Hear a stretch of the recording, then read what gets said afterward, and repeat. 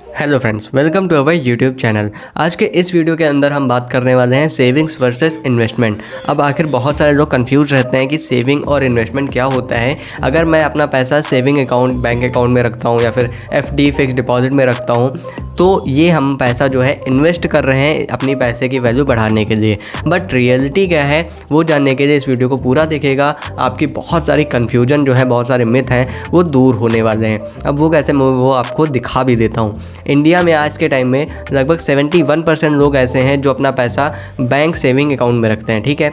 इसी के अलावा 58% लोग ऐसे हैं जो अपना पैसा एफडी यानी कि फिक्स डिपॉजिट या फिर रिकरिंग डिपॉजिट वगैरह इन सारी चीज़ों में रखते हैं। लेकिन इन सारी चीज़ों में अपना पैसा रखने के अपने फ़ायदे नुकसान भी हैं।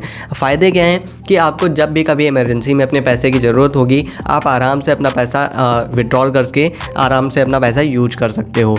लेकिन इसमें अपनी कमी क्या है, अपने घाटे क्या है, अपने नुकसान क्या है। अगर आप अपना पैसा सेविंग बैंक अकाउंट में रखते हो तो आपको सिर्फ 3% के रिटर्न देखने को मिलते हैं। एंड आज के टाइम में अगर इन्फ्लेशन की बात करते हैं तो लगभग हर साल 6 से 7% का इन्फ्लेशन रेट चल रहा है। मतलब आपके पैसे की वैल्यू जो है वो बढ़ने के बजाय घट जाती है 1 साल के बाद या फिर जब भी आप अपना पैसा निकालते हो। तो ये चीज़ आपके दिमाग में एकदम क्लियर होनी चाहिए कि आप अपना पैसा जो भी सेविंग बैंक अकाउंट में रखते हो, वहाँ पर आपको जो भी रिटर्न, जो भी इंटरेस्ट मिलता है 3%, 4%, 5%, वो उतना सही नहीं मिलता है, क्योंकि इन्फ्लेशन रेट आपके रिटर्न को बीट कर देता है। वहीं पर अगर आप अपना पैसा एफडी वगैरह, रिकरिंग अकाउंट वगैरह में रखते हो तो वहाँ पर आपको 7%, 6% इस हिसाब से आपको रिटर्न या फिर इंटरेस्ट मिल जाता है। लेकिन इन्फ्लेशन रेट भी सेम चलता है, तो आपकी पैसे की वैल्यू घटती भले ही नहीं है लेकिन बढ़ती भी नहीं है। आपके पैसे की वैल्यू बराबर रहती है। जो चीज़ आपको आज के समय में 100 रुपये की मिलेगी, वही चीज़ कल के टाइम में आपको 105, 106 रुपये की मिलेगी, ठीक है। तो जो भी इन्फ्लेशन रेट है ना, वो बढ़ जाता है एंड आपके पैसे की वैल्यू भी उतनी ही बढ़ती है। तो कहने का मतलब है कि आप अपना पैसा जो भी एफडी वगैरह में रखते हो, वहाँ पर आपका पैसा सेव होता है, ठीक है। अब बात करते हैं इन्वेस्टमेंट की। तो इन्वेस्टमेंट में आपको क्या देखने को मिलेगा, सिर्फ 3% लोग ऐसे हैं जो आज के टाइम में स्टॉक मार्केट में पैसा इन्वेस्ट करते हैं इंडिया में।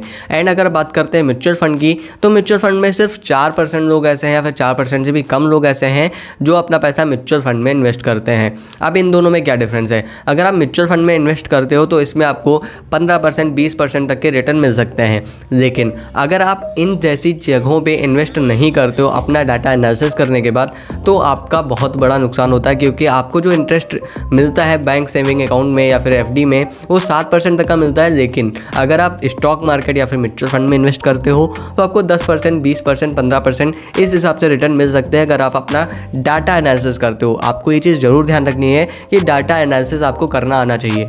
अगर आपको नहीं आता है तो आप हमारे वीडियोज़ को फॉलो करोगे, आपको डाटा एनालिसिस करना भी आ जाएगा। आपको कैसे चीज़ें सीखनी है वो भी आप सीख सकते हो। उम्मीद करूँगा अभी तक आपको ये चीज़ें क्लियर हो गई होंगी।